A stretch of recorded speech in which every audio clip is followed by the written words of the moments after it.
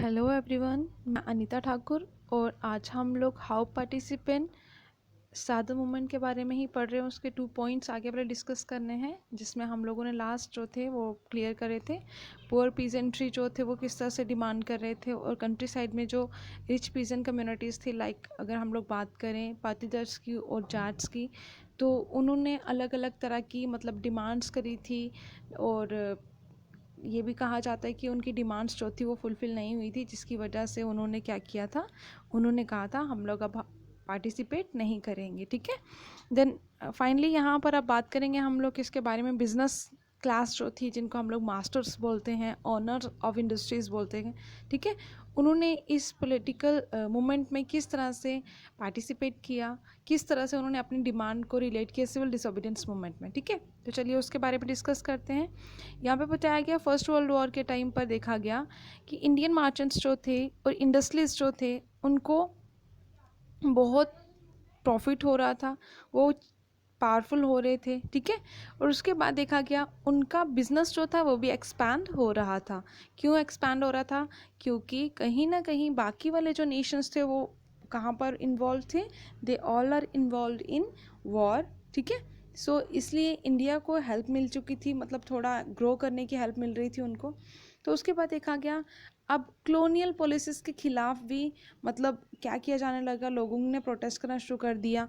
और साथ ही साथ बिजनेस रिस्ट्रिक्शन, बिजनेस एक्टिविटीज़ के ऊपर कॉलोनियल पॉलिसीज़ की क्या थी, जो रिस्ट्रिक्शंस थी उनके अगेंस्ट रिएक्ट करा जाने लगा लोगों के द्वारा। और साथ ही साथ अब लोग जो थे वो चाहते थे कि हम लोगों को क्या करना है, फॉरेन गुड्स को इंपोर्ट नहीं करना है। जैसा कि आप लोगों को लास्ट टॉपिक में मैंने पढ़ाया था कि उन्होंने बाइकआउट करा था फॉरेन गुड्स को, फॉरेन थिंग्स को, इवन लिकर हो गया वगैरह वगैरह, इस तरह की थिंग्स जो थी। ठीक है, अब यहाँ पर बताया गया रुपी जो थी, फॉरेन एक्सचेंज रेशो जो थी उसकी, वो भी कहीं ना कहीं मतलब कम हो गई इंपोर्ट्स की वजह से, क्योंकि इंपोर्ट नहीं हो रहे थे। अब हम लोगों ने बाइकआउट करा था। उसके बाद देखा गया बिजनेस इंटरेस्ट वाले जो भी लोग थे, उन्होंने क्या करना शुरू कर दिया, कुछ ऑर्गेनाइजेशंस फॉर्म करना शुरू कर दिया। ये जो बिजनेस ग्रुप्स थे, उन्होंने अपनी पर्सनल यूनियंस फॉर्म करना शुरू कर दी। और उस यूनियन का नाम क्या था? उस यूनियन का नाम था जी, जस्ट वेट, अब ये जो मैंने बताया आप लोगों को, बिजनेस इंटरेस्ट वाले जो लोग थे जिनका बिजनेस था, उन्होंने खुद की ऑर्गेनाइजेशंस फॉर्म करना शुरू कर दी, उन्होंने ग्रुप्स बनाना शुरू कर दिए। और ये बताया गया IICC जो थी वो कब फॉर्म करी गई थी? 1920 में, जिसको कहा जाता है Indian industrial and commercial Congress. कब फॉर्म करी गई? 1920 में। और बाद में ये बताया गया साथ में और क्या फॉर्म हुआ था, federation of the Indian chamber of commerce and industries, जिसको क्या बोला जाता है, FICCI। ठीक है, ये कब फॉर्म करी गई? 1927 में, जिसमें ये बताया गया कि बहुत ज़्यादा प्रोमिनेंट इंडस्ट्रियलिस्ट जो थे, जिनको हम लोग बोल सकते हैं कि बहुत बड़े बड़े इंडस्ट्रियलिस्ट जो थे, इंडिया के जाने माने इंडस्ट्रियलिस्ट, उन्होंने इन फेडरेशंस में पार्टिसिपेशन की, लाइक परशोत्तम दास, ठाकुर दास और GD बिरला जैसे लोग जो थे, जिन्होंने पहले चाइना के साथ ट्रेड किया और बाद में खुद की इंडस्ट्रीज़ को सेट किया इंडिया में। फर्स्ट ऑफ ऑल यही लोग थे जिन्होंने इंडिया में ग्रो होना शुरू किया, इंडस्ट्रीज़ फॉर्म करना शुरू की। और उसके बाद इन्होंने कॉलोनियल गवर्नमेंट पर अटैक करना शुरू कर दिया। जो कॉलोनियल इंडस्ट्रीज़ थी उनके ऊपर अटैक करना शुरू कर दिया, क्योंकि वही सारी इकोनॉमी, मतलब वही ज़्यादा प्रॉफिट अर्न कर रहे थे, जिससे कि इन्होंने इनडायरेक्टली हम लोग बोल सकते हैं सपोर्ट करना शुरू कर दी। किसको? सिविल डिसोबीडियंस मूवमेंट को, जब उसको फर्स्ट टाइम लॉन्च करा गया था। कब किया गया था लॉन्च उसको? 1930s में। क्लियर है?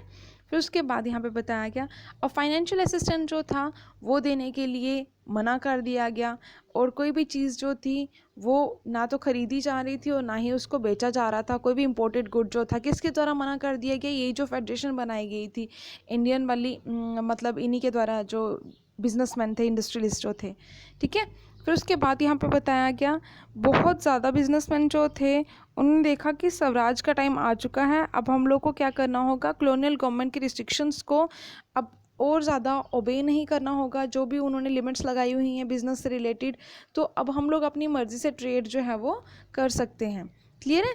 फिर उसके बाद उन्होंने उनकी रिस्ट्रिक्शंस को ओबे करना छोड़ दिया, लेकिन ये ज़्यादा देर तक नहीं चल पाया। और क्या हो गया, जब सेकेंड राउंड टेबल कॉन्फ्रेंस हुई थी, जब सरोजिनी नायडू और क्या नाम है उनका, महात्मा गांधी गए थे लंदन में, ठीक है, तो उनको डिसअपॉइंटमेंट के साथ वापस आना पड़ा था। तो बिजनेस ग्रुप जो थे अब उनको वो भी यूनिफॉर्मली मतलब वर्क नहीं कर पाए ज़्यादा समय तक, क्योंकि उनको प्रॉफिट बिल्कुल भी नहीं हो रहा था, ठीक है। तो इससे हम लोगों ने देखा कि जो मिलिटेंट एक्टिविटीज़ थी वो स्प्रेड होना शुरू हो गई, जिससे बहुत ज़्यादा लंबे समय तक जो मतलब टेंशन्स थी वो इंक्रीज़ हो गई। बिजनेस जो था उसका दिवाली निकलना शुरू हो गया, और साथ ही साथ ये जो सोशलिज्म का इन्फ्लुएंस था वो भी बढ़ना शुरू हो गया। और यंगर मेंबर्स जो थे कांग्रेस के, उन्होंने अब और ज़्यादा पॉपुलैरिटी गेन करना शुरू कर दिया। लाइक हम लोग बोल सकते हैं भगत सिंह और रेवोल्यूशनरी थिंकर्स जो थे वो उभर कर सामने आए। ये थे बिजनेसमैन के लोग जिन्होंने सिविल डिसोबीडियंस मूवमेंट में अपनी पार्टिसिपेशन दी थी। क्लियर है। उसके बाद फोर्थली अगर हम लोग बात करें तो ये इंडस्ट्रियल वर्किंग क्लास थी जो एज अ सर्वेंट वहाँ पे बात कर रहे थे। वो लोग पार्टिसिपेट नहीं कर रहे थे। किस में पार्टिसिपेट नहीं कर रहे थे बच्चे? वो लोग पार्टिसिपेट नहीं कर रहे थे सिविल डिसोबीडियंस मूवमेंट में। क्यों पार्टिसिपेट नहीं कर रहे थे? ये वर्किंग क्लास जो थी वो इसलिए पार्टिसिपेट नहीं कर रहे थे, मतलब कुछ लोग पार्टिसिपेट कर रहे थे, बहुत लार्ज नंबरिंग जो थी वो नहीं थी। सिर्फ नागपुर के लोगों को छोड़ के बाकी वाले लोग जो थे वो पार्टिसिपेशन उनकी इतनी ज़्यादा एक्यूरेट नहीं थी, या हम लोग बोल सकते इतनी ज़्यादा एफिशिएंट उनकी पार्टिसिपेशन नहीं थी। अब ये देखा गया इंडस्ट्रियलिस्ट जो थे वो कांग्रेस लीडर के ज़्यादा क्लोजर थे, उनके ज़्यादा मतलब क्लोज्ड थे, उनके ज़्यादा सगे मान सकते हैं हम लोग, या फिर बोल सकते हैं कि बहुत ज़्यादा उनसे लिंक में थे। वर्कर्स जो थे उनको अलग रखा जाता था, लेकिन इन सब के बावजूद भी वर्कर्स जो थे, कुछ वर्कर्स जो थे वो पार्टिसिपेट कर रहे थे सिविल डिसोबीडियंस मूवमेंट में, ठीक है। उसके बाद यहाँ पे देखा गया, और वो ये जो क्या बोलते हैं उनको, वर्कर्स थे, वो लोग मतलब उन्होंने क्यों पार्टिसिपेट करना शुरू कर दिया सिविल डिसोबीडियंस मूवमेंट को? उन्होंने गांधीयन प्रोग्राम, गांधीयन आइडियोलॉजी के बारे में थोड़ा सुना था, क्योंकि गांधी जी जब साल्ट मार्च के लिए निकले थे तो तब बहुत ज़्यादा उन्होंने भाषणबाजी वगैरह करी थी, जिससे बहुत लोग उनके इन्फ्लुएंस में आ चुके थे। उनने बाइकआउट करना शुरू कर दिया था थिंग्स को, और खुद की मूवमेंट्स चलाना शुरू कर दी थी, लो वेजेस वगैरह वगैरह, सत्याग्रह जो चलाया था उन्हें 16, 17, 18 में, ठीक है। पुअर वर्किंग कंडीशन होने की वजह से उन्होंने तो भी रिवॉल्ट करना शुरू कर दिया था। कुछ रेलवे वर्कर्स जो थे उन्हें स्ट्राइक करना शुरू कर दिया था 1930s में, और डॉक वर्कर्स जो थे उन्हें 1932 में मतलब स्ट्राइक करना शुरू कर दिया था। 1930s में देखा गया कि 1000 वर्कर्स जो थे छोटा नागपुर के, उन्होंने जो कि माइनिंग में काम करते थे, और उन्होंने गांधी कैप्स जो थी वो पहनी थी, और उन्होंने कहा था कि हम लोग भी रैलीज़ में जाएंगे, हम लोग भी प्रोटेस्ट करेंगे, बाइकआउट कैंपेन जो चल रही है कि फॉरेन गुड्स को बाइकआउट करो। तो उन लोगों ने वहाँ पर भी प्रोटेस्ट किया था 1930s में, जब ये सिविल डिसोबीडियंस जो है वो स्टार्ट हुई थी। लेकिन कांग्रेस जो थी, अब उन्होंने वर्कर्स की डिमांड को इतना ज़्यादा मतलब हम लोग बोल सकते हैं इतना ज़्यादा उनको अहमियत नहीं दी, इतना ज़्यादा उनका पार्ट नहीं लिया। तो उन्होंने कहा कि इनकी डिमांड ज़्यादा मैटर नहीं करती, हमारा जो मेन मोटिव है वो है स्वराज का, मतलब सेल्फ रूल, मतलब हमारा खुद का राज होना चाहिए। तो उसके बाद यहाँ पे देखा गया, ये जो इंडस्ट्रियलिस्ट थे उन्होंने कहा हम लोग कांग्रेस पार्टी के साथ में वर्क नहीं कर सकते, सो हम लोगों को एलिनेट होना पड़ेगा, अलग होना पड़ेगा, हम लोगों का क्या करना है, डिवाइड होना पड़ेगा। उसके बाद हम लोग यहाँ पर एंटी इम्पीरियल फोर्सेस को हटा, मतलब इम्पीरियल फोर्सेस को हटा सकते हैं, ठीक है। तो नेक्स्ट यहाँ पर बताया गया कुछ और इम्पॉर्टेंट फीचर्स भी थे जो सिविल डिसोबीडियंस मूवमेंट में हम लोग को बहुत ज़्यादा पार्टिसिपेशन के, हम लोग बोल सकते हैं कि सबसे ज़्यादा पार्टिसिपेशन जो थी वो इन्हीं लोगों की थी। लाइक वुमेन थी, ठीक है। वुमेन जो थी गांधी के टाइम पर, आप लोग को याद होगा जब हम लोग साल्ट मार्च की बात करें थे तो साल्ट मार्च में बहुत सी वुमेन जो थी उन्होंने पार्टिसिपेट करा था, ठीक है। तो बहुत सारे लोग जो थे वो गांधी जी को सुन के उनके साथ जुड़ गए थे।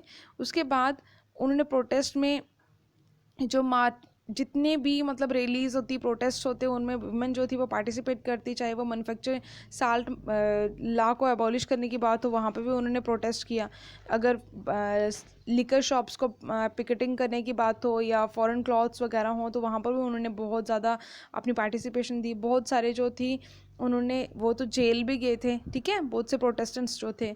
और अर्बन एरियाज़ में अगर हम लोग अर्बन एरियाज़ की वुमेन देखें तो उन्हें जो हाई कास्ट फैमिली से बिलोंग करती, मतलब रिच फैमिली से बिलोंग करती थी, या फिर अगर रूरल एरियाज़ की बात करें तो रिच पीजेंट्स की जो हाउस होल्ड वुमेन थी, जो घर का काम वगैरह करती थी, तो उन्होंने गांधी जी ने जब बुलाया, या गांधी का जब भाषणबाजी वगैरह होती थी, तब उन्होंने अपने नेशन के प्रति एक सर्विस रेंडर करना शुरू कर दिया। अपनी एक हम लोग बोलते हैं ड्यूटी जो है हमारी, उस ड्यूटी को परफॉर्म करना शुरू कर दिया। और अभी अगर हम लोग देखें तो जबकि उस टाइम पर वुमेन को एक अच्छी पोजीशन प्रोवाइड नहीं करी गई थी। अभी तो वुमेन का रोल जो है वो बहुत ही एक अच्छे प्लेस पे है, वुमेन एम्पावरमेंट मिल चुकी है अब अच्छी तरह से। तो मतलब उस टाइम पर इतनी ज़्यादा अवेयरनेस नहीं थी, जिसकी वजह से वुमेन की हालत जो थी वो कुछ ज़्यादा अच्छी नहीं थी। ठीक है। और गांधी जी उनको हमेशा कन्विंस करते कि आपकी भी ये ड्यूटी है कि आप सिर्फ घर का ही काम ना करो, चूल्हा चौका ही मत संभालो, आप लोगों को गुड वाइफ्स बनने के लिए, एक अच्छी माँ, एक अच्छी पत्नी बनने के लिए आप लोगों को अपने नेशन के प्रति भी क्या होना चाहिए, स्टैंड लेना चाहिए। और कांग्रेस लीडर्स जो थे उन्होंने दोबारा एक ही चीज़ उनकी थी कि वुमेन को ज़्यादा देर तक मतलब घर में ही रहना चाहिए और उनको किसी भी तरह की पॉलिटिक्स नहीं करनी चाहिए। ठीक है। और वुमेन के पास कोई अथॉरिटी नहीं है और ना कोई ऐसी प्रॉपर ऑर्गेनाइजेशन है जो प्रॉपर वुमेन की केयर करे, जिससे कि हम लोग ये बोल सकते हैं कि पार्टिसिपेशन हर एक ग्रुप जो था अपने लेवल पे दे रहा था, लेकिन उनको सप्रेस करने के बार बार मतलब हम लोग बोल सकते हैं उनको बार बार सप्रेस करने की कोशिश करी जा रही थी। सो आई होप आप लोगों को समझ में आया होगा। Thanks for listening and may God bless you all.